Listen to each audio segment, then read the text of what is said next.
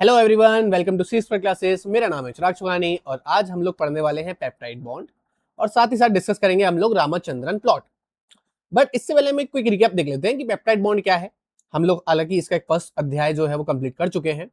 Peptide bond हम लोगों ने देखा था कि अमीनो एसिड्स के बीच में बनता है। दो अमीनो एसिड जब मिलते हैं तो बनाते हैं पेप्टाइड बॉन्ड, जो एक कंडेंसेशन रिएक्शन होती है, वाटर मॉलिक्यूल लॉस होता है। ठीक है।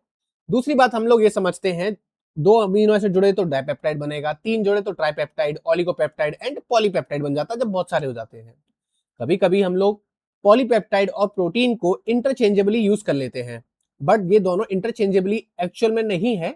काफी हद तक आप कह सकते हो कि नहीं है, क्योंकि प्रोटीन जनरली हायर कंफर्मेशन के लिए यूज किया जाता है। 3D स्ट्रक्चर, इसमें उसकी फोल्डिंग भी आ जाती है, उसकी फंक्शनल साइट्स आ जाती हैं, 4D स्ट्रक्चर्स, तो ये सारे हमारे आते हैं एज अ प्रोटीन के अंदर।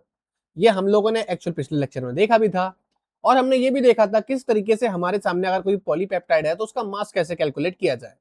हम लोगों ने साथ साथ ये भी देखा कि इनका चार्ज कैलकुलेट करना हो तो वो कैसे कैलकुलेट करेंगे किसी भी पेप्टाइड पर। ठीक है। तो हमने ये चीज अभी तक देखी। अब जो आज हम पढ़ने वाले हैं पेप्टाइड बॉन्ड में, ये हम थोड़ा सा और इसके बारे में ये चीज देखेंगे कि पेप्टाइड बॉन्ड का बॉन्डिंग कैरेक्टर क्या है। जैसे बॉन्ड लेंथ, ये किस टाइप का बॉन्ड है, क्या बॉन्ड में कोई रोटेशंस होते हैं या नहीं होते हैं, होते हैं तो उन रोटेशंस किस किस टाइप के रोटेशंस होते हैं। तो we are going to discuss about it. Also we will discuss about the Ramachandran plot.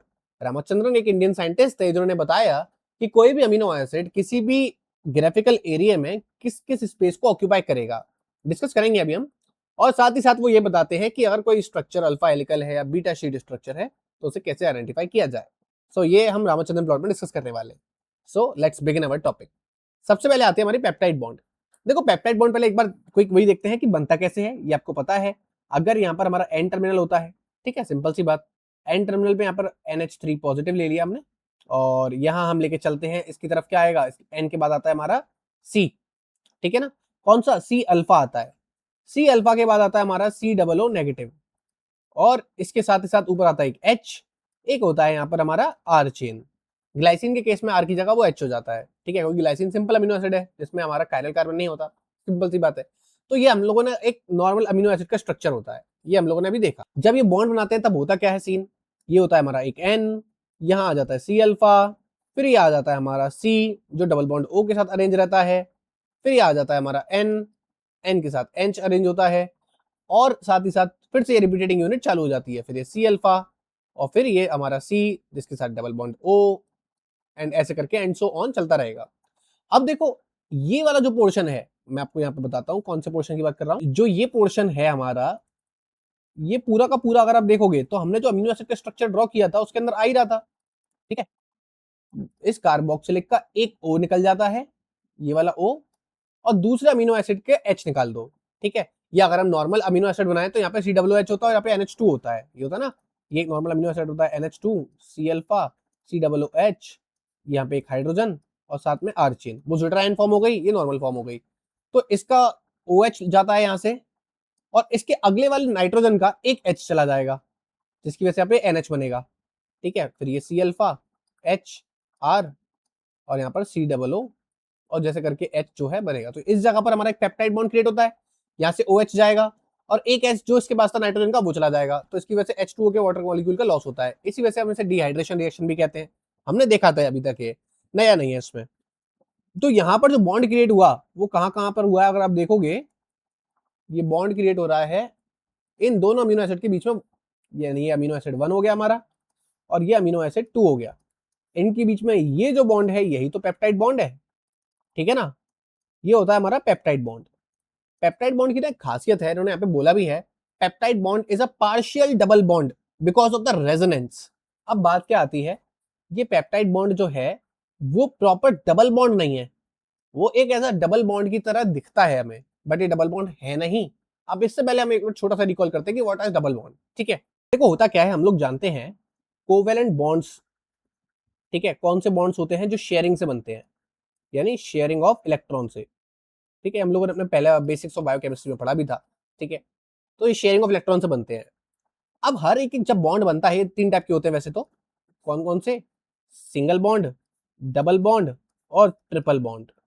अब ये कह रहे हैं जो पेप्टाइड बॉन्ड है वो एक पार्शियल डबल बॉन्ड है, यानी पूर्ण रूप से डबल बॉन्ड नहीं है। क्यों नहीं है, देखो पहले तो पेप्टाइड बॉन्ड के अंदर पेप्टाइड बॉन्ड के अंदर एक डबल बॉन्ड का जो कैरेक्टर है वो 40% है, 40% डबल बॉन्ड। अब हम डबल बॉन्ड को समझने के लिए, डबल बॉन्ड के अंदर की कुछ बातों को ध्यान करने के लिए एक छोटी सी चीज की तरफ मूव करते हैं, और वो है हमारी, सपोज ये इथीन का मॉलिक्यूल है, इथीन, 2 कार्बन, ये हाइड्रोजन हो गया, ठीक है, ये हाइड्रोजन हो गया, ये हाइड्रोजन हो गया, और ये हाइड्रोजन हो गया। तो ये हमारे बीच में जो शेयर्ड पेयर इलेक्ट्रॉन्स है वो 4 हैं। एक बार हम काम करते हैं एक ऐसे स्ट्रक्चर को बनाने की, ये 2 कार्बन, यहाँ एक कार्बन और यहाँ इसका CH3 पूरा जोड़ दिया, यहाँ CH3 जोड़ दिया, एक हाइड्रोजन यहाँ आ गया, एक हाइड्रोजन यहाँ आ गया। अब आप देख सकते हो डबल बॉन्ड में 2 कंडीशन बन सकती हैं। जब दोनों कार्बन जो हैं वो एक साथ आ गए, एक ही तरफ आ गए, यानी ये मिथाइल ग्रुप और ये मिथाइल ग्रुप दोनों एक ही डायरेक्शन में आ रहे हैं, इस कॉन्फ़िगरेशन को हम क्या कहते थे, सिस कॉन्फ़िगरेशन। वहीं एक और कॉन्फ़िगरेशन हो सकती है, यानी कि कार्बन यहाँ इस तरीके से CH3 और ये इस तरीके से CH3, ये क्या हो गई हमारी, कौन सी कॉन्फ़िगरेशन हो गई, ये ट्रांस कॉन्फ़िगरेशन। वेरी गुड, बहुत बढ़िया, याद है आपको सब कुछ। पेप्टाइड बॉन्ड में भी कुछ ऐसी ही बातें आती है। पेप्टाइड बॉन्ड क्या कहता है भाई, देखो इसकी जो सिंगल बॉन्ड की बॉन्ड लेंथ होती है वो ऑलमोस्ट होती है किसके, कार्बन और नाइट्रोजन के बीच का जो सिंगल बॉन्ड है उसकी बॉन्ड लेंथ है 1.49 एंगस्ट्रॉम, ठीक है।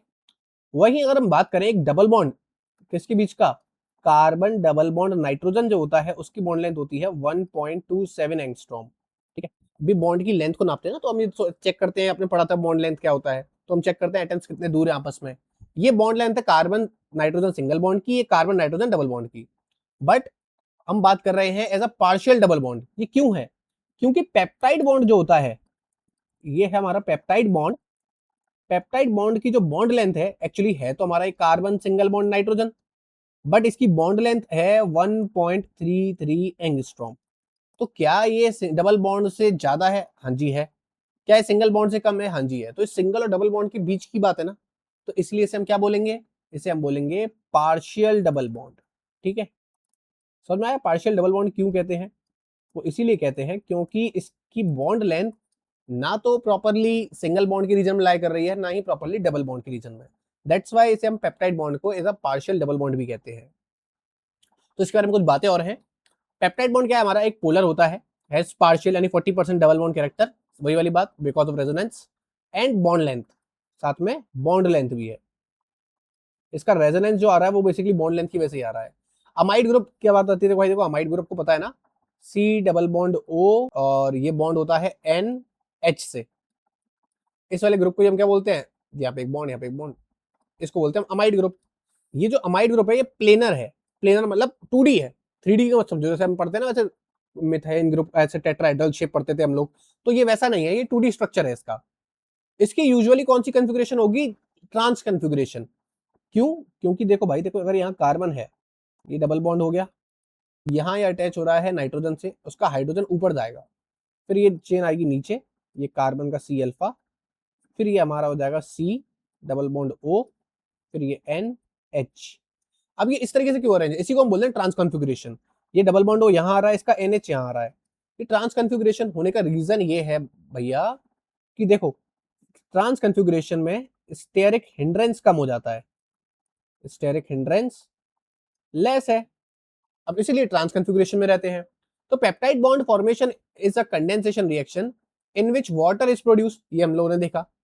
It is an endergonic process, यानी इसमें हमें एनर्जी देनी पड़ती है, तो इसका जो डेल्टा जी आता है वो प्लस का 23 किलो जूल के आसपास रहता है ऑलमोस्ट, यानी हमें एक बॉन्ड बनाने के लिए इतनी एनर्जी देनी पड़ेगी लगभग लगभग, under biochemical conditions and require energy from ATP hydrolysis. तो बेसिकली हमारे अंदर सोर्स ऑफ एनर्जी क्या है, एटीपी, वही energy currency of the cell है।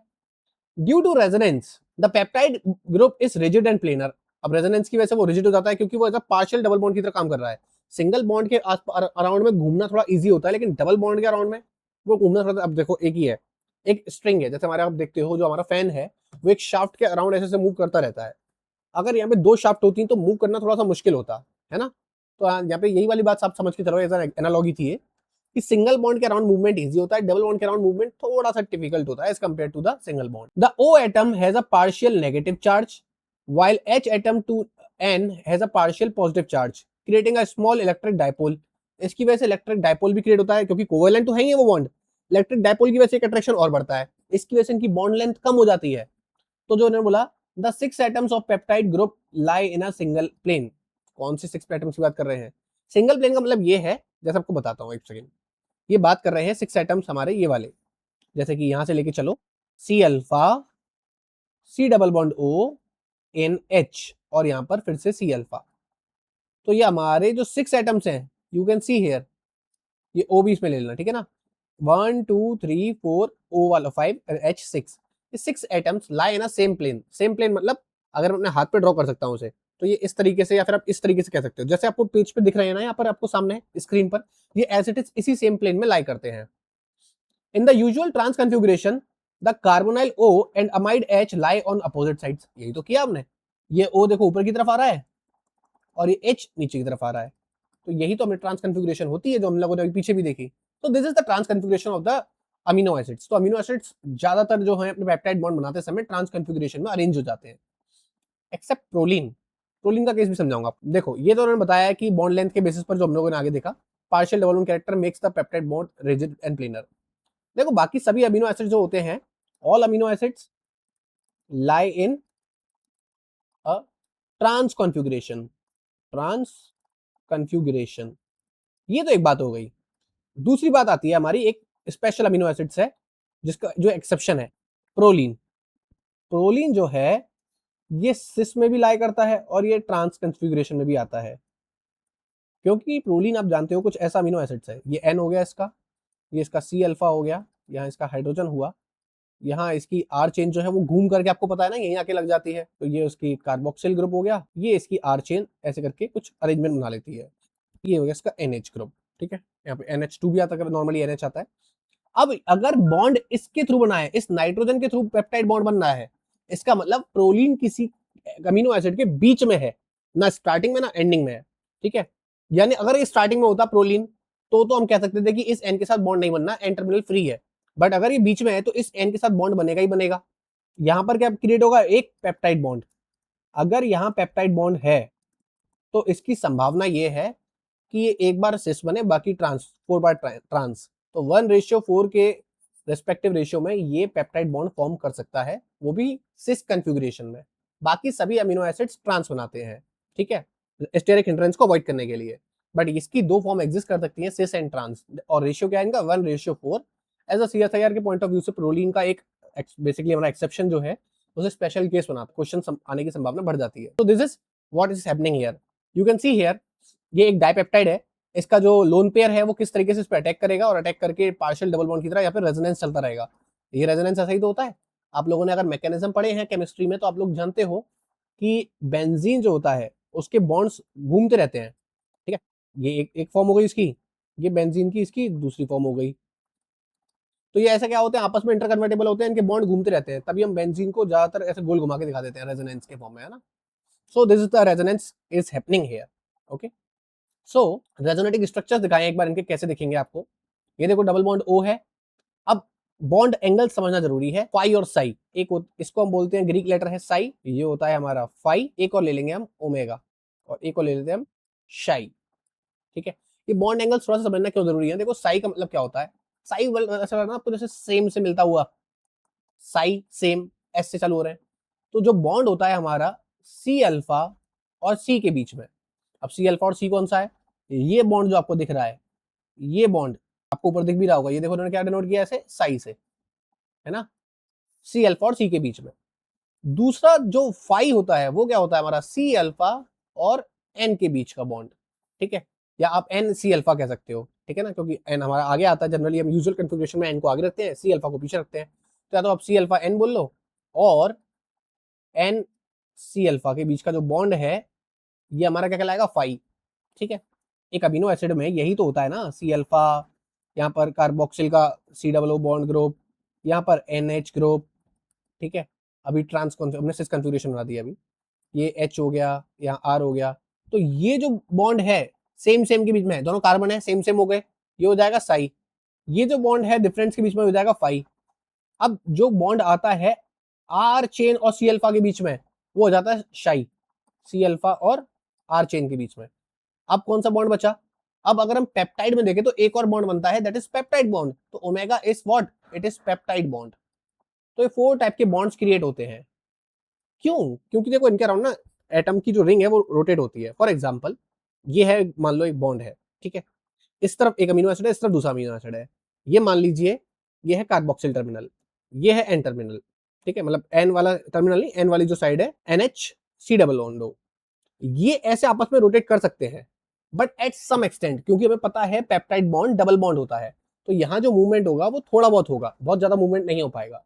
तो हमारा ये जो ओमेगा है, पेप्टाइड बॉन्ड है, उसके अराउंड एक्सिस पर मूवमेंट जो है वो कम होता है, क्योंकि ये जो हमारे सारे पेप्टाइड बॉन्ड में सारे बॉन्ड्स हैं वो स्टेबल नहीं है, कैसे ऐसे की ऐसे रहे, वो मूव होते रहते हैं, तभी तो रेजोनेंस वर्ड यूज कर रहे हैं। तो सारे के सारे बॉन्ड्स आपस में ऐसे मूव होते हैं, कुछ ज्यादा होते हैं कुछ कम होते हैं। तो हमने देखा पेप्टाइड बॉन्ड सबसे लीस्ट मूव होगा, ठीक है, इसका जो मूवमेंट होगा वो कैसा होगा, लीस्ट होगा। बट सी अल्फा सी का बीच का मूवमेंट और एन और सी अल्फा के बीच का मूवमेंट यानी साई और फाई एंगल अच्छे खासे मूव करते हैं। आप यहाँ देखोगे तो ये रोटेशन मिलेगा ना आपको सी अल्फा सी के बीच में। सी अल्फा सी का हम ऐसे एग्जांपल ले सकते हैं कि जैसे देखो, अगर मैं बात करूं, ये मेरा हैंड है, ये दोनों सेम है ना, कार्बन लग रहे हैं दोनों, सी अल्फा सी, इनके बीच का मूवमेंट ये जो होगा हमारा, ये क्या हो जाएगा हमारा फाई, ठीक है। और अगर मैं आपको बोलूं एन और किसके बीच में, सी अल्फा के बीच में, तो इनके बीच का जो मूवमेंट होगा वो थोड़ा चेंज होगा, और उस मूवमेंट को हम क्या बोलेंगे, फाई मूवमेंट। फॉर एग्जाम्पल ये हमारा एन हो गया, ये सी हो गया, तो ऐसे हमारा डिफरेंट डिफरेंट हो गया ना, तो ये क्या हो जाएगा हमारा फाई। सो ये अपने एक्सिस पर मूव करते हैं बॉन्ड्स, और इन्हीं को हम बोलते हैं रेजोनेंस। साथ ही साथ यहाँ रेजोनेंस जो क्रिएट होता है वो इनके लोन पेयर अट्रैक्शन और रिपल्शन की वजह से क्रिएट होता है, सिंपल सी बात है। अब वही टॉर्शन एंगल्स की बात कर रहे हैं, तो ये टॉर्शन एंगल्स कौन कौन से होते हैं, हमने 3 इंपॉर्टेंट टॉर्शन एंगल्स देखे, दैट इज हमने फाई देखा एन और सी अल्फा के बीच में, ठीक है, हमने साई देखा। अगर आपको साई से सेम याद आ गया तो आप समझ जाओगे सी अल्फा सी की बात चल रही है। फाई मतलब इसका अपोजिट, मतलब जिसमें डिफरेंट एटम्स हो, सी अल्फा एन के बीच की बात। ओमेगा से याद रखना पेप्टाइड बॉन्ड की बात चल रही है, जो कि एक पार्शियल डबल बॉन्ड है, जिसकी वजह से उस पर मूवमेंट थोड़ा रेस्ट्रिक्टेड रहता है। और एक और जैसे मैंने आपको बताया शाई, ये जो शाई है इसके अंदर, इसको ऐसे लिखते हैं ऐसे, ये जो शाई है इसके अंदर क्या होता है, ये कौन सा बॉन्ड होता है, सी अल्फा और आर चेन के बीच का ग्रुप जो बॉन्ड है, ये वाला जो रोटेशन होगा, ये वाला, ये कहलाएगा हमारा शाई, ठीक है। नॉर्मली हम ज्यादातर फाई और साई को देखते हैं, ठीक है, शाई को हम इतना कंसिडर नहीं करते हम, लेकिन फाई और साई को हमें देखना ही देखना है। तो this is the torsion angles of the bonds of in amino acids and an peptide.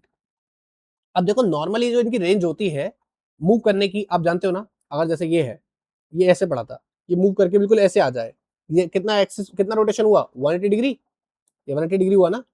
तो कोई भी बॉन्ड आइदर साइड, या तो ये इस तरफ मूव, देखो मान लो अगर ये ऐसे पड़ा हुआ था, तो या तो मूव करके ऐसे आ सकता था, 180 डिग्री पॉजिटिव हो गया, या फिर ये मूव करके ऐसे जा सकता था, 180 डिग्री नेगेटिव।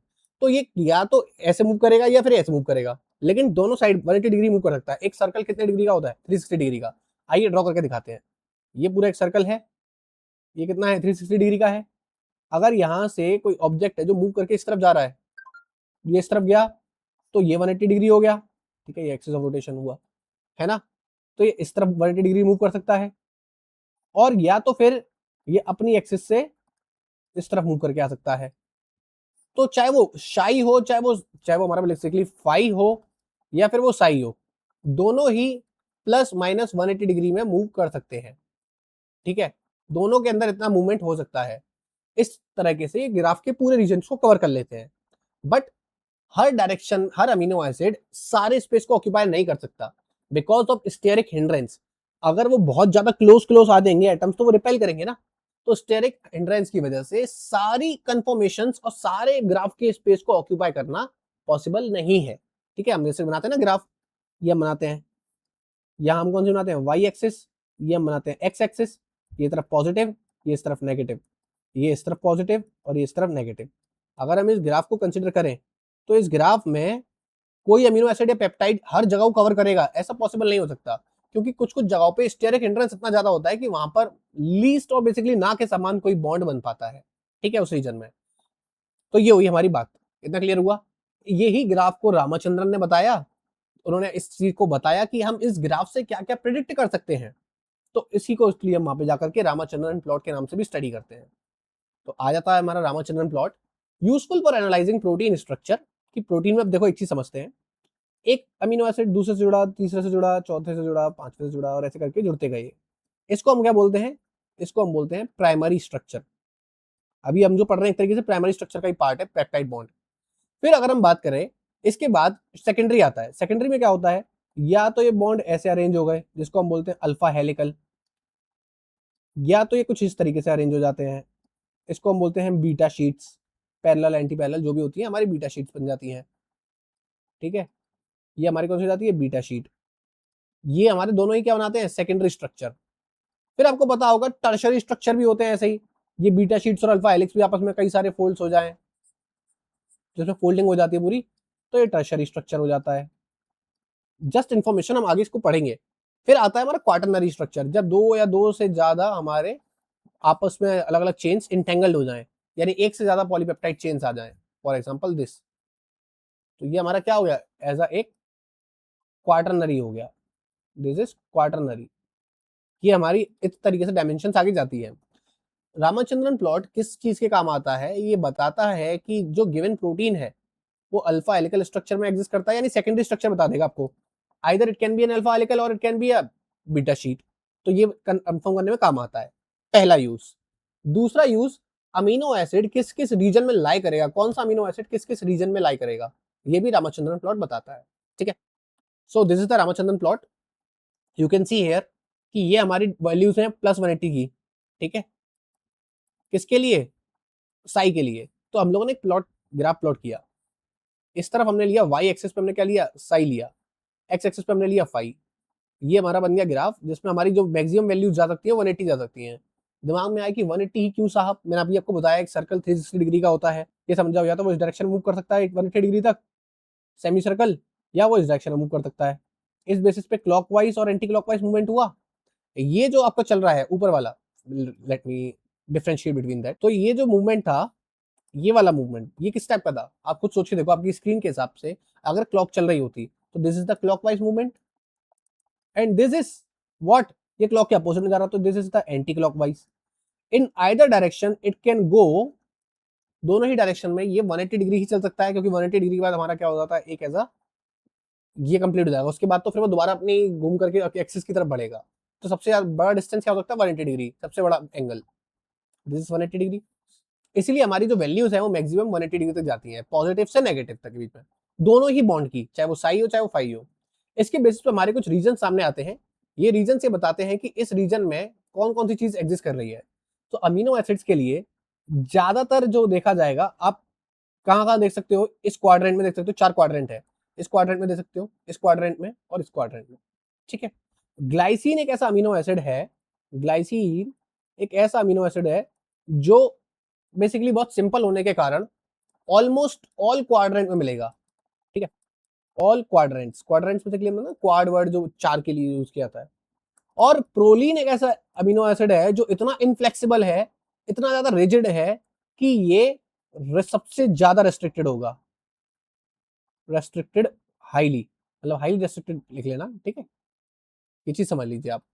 तो ये ग्लाइसिन और प्रोलीन की अपने आप में कुछ स्पेशल बातें हैं रामाचंद्रन प्लॉट को लेकर के। सो आप समझते हैं रामाचंद्रन प्लॉट क्या कह रहा है, shows that allowed and restricted combinations of phi and psi backbone angles in proteins। तो प्रोटीन्स में phi and psi के बारे में बताता है। both phi and psi can range from -180 degree to +180 degree. Okay sir, समझ में आ गया। But every combination is not possible ना, कि हर किसी का सारे कॉम्बिनेशन पॉसिबल है, पॉसिबल नहीं हो सकता, because of steric hindrance. Restriction जो यहाँ लगाता है वो कौन लगाता है, वही वाली बात, स्टेरिक हिंड्रेंस। ठीक है, the plot is divided into allowed, partially allowed and disallowed regions. तो यहाँ पे बेसिकली हमने ऐसे बनाए हैं, ऐसे रीजन जहां सबसे ज्यादा अलाउडेंस होता है, जहां पे थोड़ा सा पार्शियली कुछ जगह पर अलाउड है और जहाँ पे डिसअलाउड है।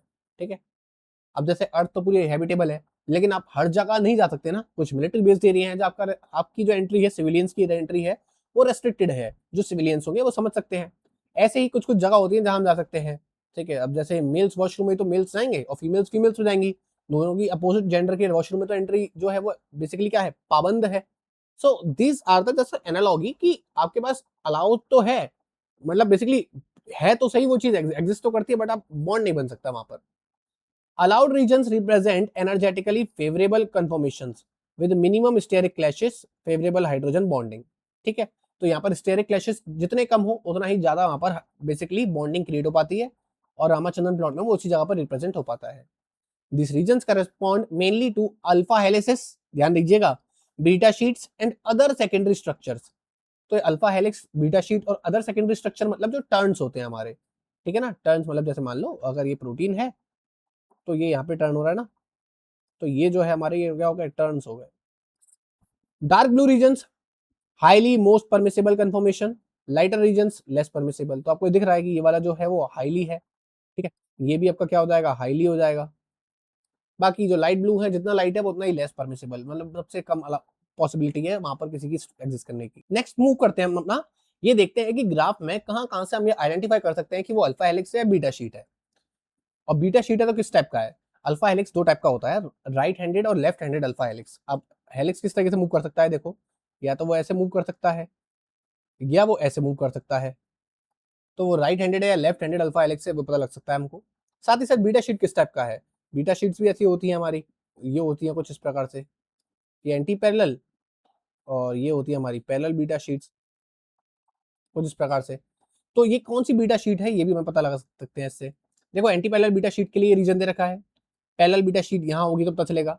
ये कोलेजन ट्रिपल हेलिक्स के लिए है। राइट हैंडेड अल्फा हेलिक्स के लिए यहाँ पर देखने को मिल रहा है आपको। अच्छा देखो, अगर हम इसको एज अ बेस लाइन मान लें, इसके इस तरफ आपको जो देखने को मिल रहा है नीचे वाले क्वाड्रेंट में, वो कौन सा है हमारा, राइट है।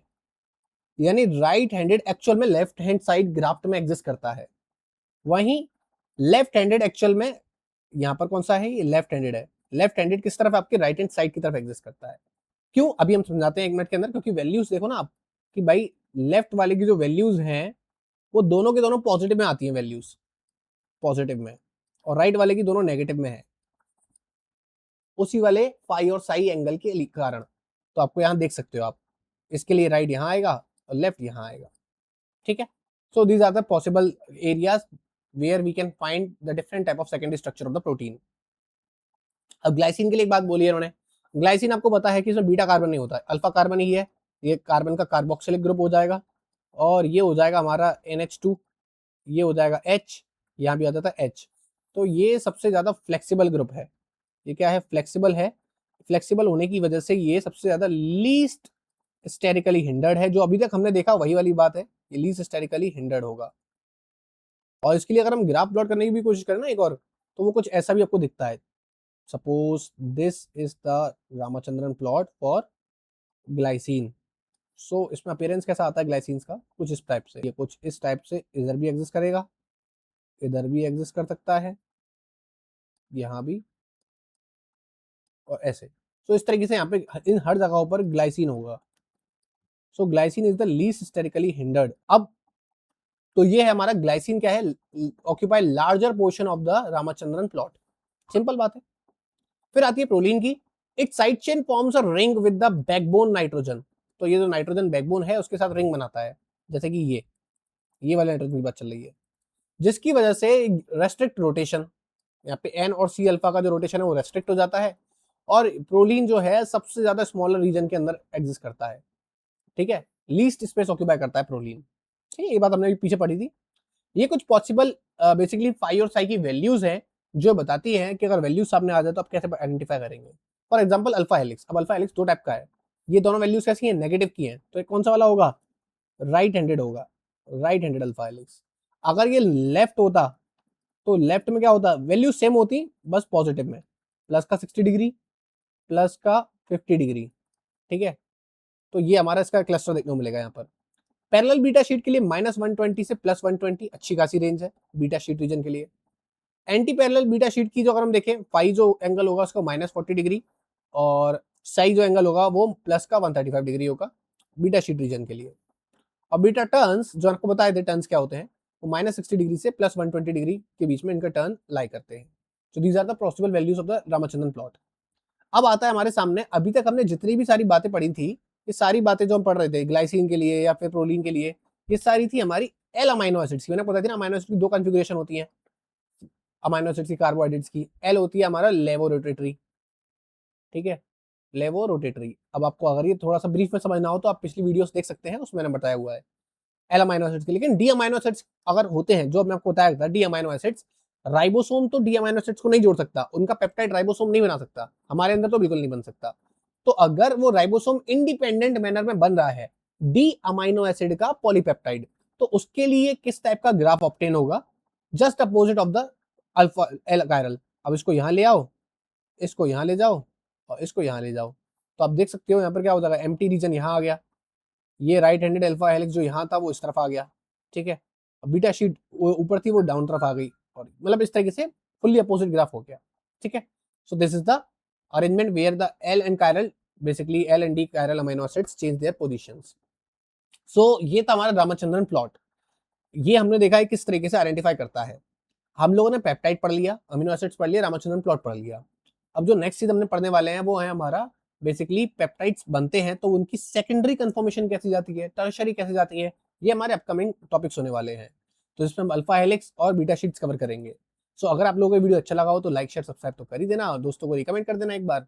और इसके हम क्वेश्चंस डिस्कस करेंगे अब, क्योंकि हम लोगों ने 3 टॉपिक्स कवर कर लिए, हमारे पास सफिशिएंट क्वेश्चंस हैं, वो भी डिस्कस करेंगे। तो तैयार, एक बार वीडियोस को नहीं देखा तो पढ़ लीजिएगा, तब तक के लिए आप लोग प्रैक्टिस करिए अपनी। तक के लिए बाय बाय, टाटा, जय हिंद, वंदे मातरम।